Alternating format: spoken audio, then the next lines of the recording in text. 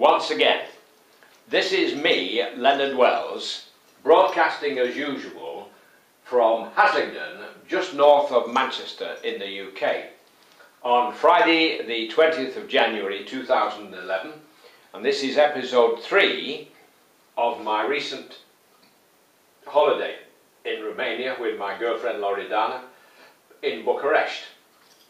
Now, I told you about how successful my flights on Lufthansa were, very efficient, on time, courteous, usual German efficiency, and I was quite happy with it. Despite the weather, there was no delays or anything, and previously I'd gone on KLM Air France. Now, the difference I found was in the flight arrangements. In Germany, you went through security at Manchester, you know, the usual business of walking around with your pants falling down as carrying your belt and your shoes and whatever. And then in Germany, you didn't.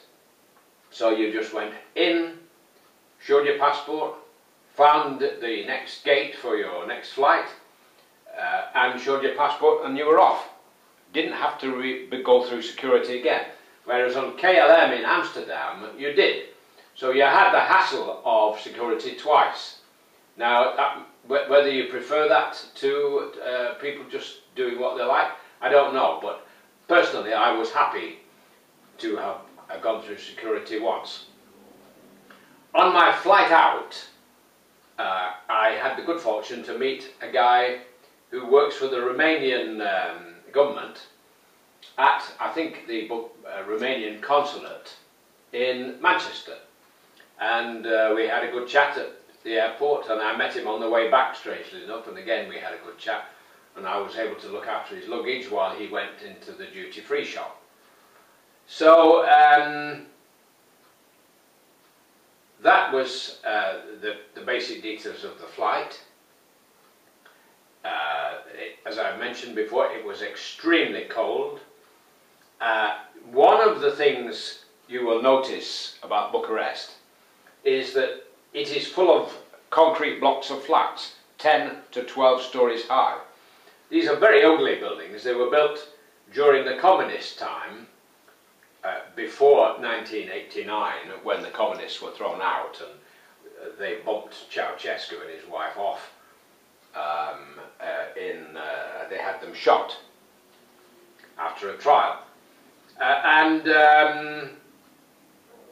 All of these blocks of flats, there are 86,000 blocks of flats in Bucharest, because Ceausescu wanted to get all these young people and peasants and whatever away from the countryside, from the rural place where most of them had a small holding where they kept chickens and stuff. He wanted to scrap that, and he pushed them all into the cities. And in Bucharest was no exception. Now, whatever you may think about how ugly these blocks of flats are, they're efficient. They have communal heating for the hot water and for the heating system, which is based on radiators, and it's very efficient and extremely warm. Those blocks of flats are as warm as toast. My house here, which has its own central heating boiler, is nowhere near as cosy as it was staying in those blocks of flats, both mine and my girlfriend's. The only drawback with those blocks of flats I found are the lifts. I call them cardboard lifts, because here they would be condemned. As you step in, the floor sort of gives, you know, a slightly uneasy feeling that there's something not quite right. I gather from my landlord, called Constantine, that the EU is trying to persuade Romania to change all the lifts. Well, that will be a really big undertaking, because if there's 86,000 blocks here, when you add in all the other blocks, there's probably 250,000 blocks of flats. So that's 250,000 lifts. Can you imagine that? That's a tall order. Anyway, they work, and they do the job, but they're a little bit alarming. So, while you're there, despite the weather, you're very warm and cosy. And in fact, I was warmer there than in my house here, quite literally. I mean, it's quite chilly in here compared to how it is there. The other advantage with big blocks blocks of flats is if you're high up, you get a good view of the city. I mean, at New Year's Eve, they have fireworks, and Christmas, they have fireworks and whatever. They have a good street cleaning system. When the weather's fine, they have groups of ladies who go around sweeping leaves and rubbish up and picking the litter up and stuff. And when it snows, they go around shoveling away the snow from in front of the shops. I gather in Holland, in parts of Holland, they have heated pavements. Can you imagine that? Certainly don't get that in Haslingden. Anyway, it was a great holiday, and I can certainly recommend holidays in Romania.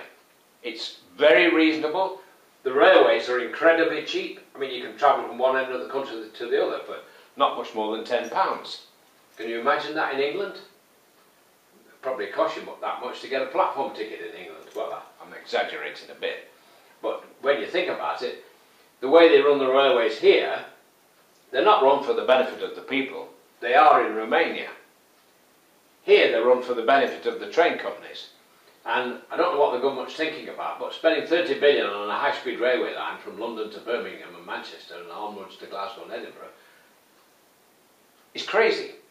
Because the way they run these railways, the company who runs it will charge £500 one way from London to Birmingham. So what will happen is, it will be a railway for the rich, which is the complete opposite of how it is in Romania. In Romania, the stations are mostly open all night. The ticket offices are open all night. As each train arrives at or goes straight through a station, the station master comes out in his uniform and his board to wave the train through, or a torch if it's night time. So you do get a feeling that the railways there were designed for everybody to get around. And they run all night. I mean, you can go to Bucharest station and 3 AM, it's chock-a-block with people travelling with bags and pushing trolleys and carrying Christmas trees and Christmas presents. It's really cosmopolitan because you can get trains to Moscow and to Bulgaria and Istanbul, Greece, and various other places. So it's a real... I really enjoyed it. It was a good flavourous atmosphere for me of being at the far stretches of the EU. And this has made a big difference to Romania. They really feel as though they've come of age. And they're trying hard now this year to become part of Schengen, the Schengen Agreement, to get rid of passports, which in the UK we won't do that. So we're all screwed up with our visas and passports as far as the UK is concerned. And I want to see Turkey come into the EU. Then we really will be able to keep people in the Middle East calm and peaceful, because the Iranians are not going to argue very much with the Turks. Right, Romania's been attacked by everybody, by the way, at one time or another, from the Russians, the Mongols, the Tatars, the Germans, the Poles, the French, the Austrians, the Swedes. Oh, you name it, they've all had a go. So Romania's glad to be in the EU, where we have locked ourselves into peace. Hopefully for the next 2,000 years we can just build and improve things, instead of what we've had for the last 2,000 years, which is everybody butchering each other by the millions. Over 100 million were butchered in wars in the past 2,000 years. So I'm coming to the end of the 10 minutes now. I'm going to finish. This is episode 3. I'll think about another episode shortly, episode 4. So I'll say cheerio for now. God bless, while it's still legal in the UK to say God bless. Take care. Cheerio.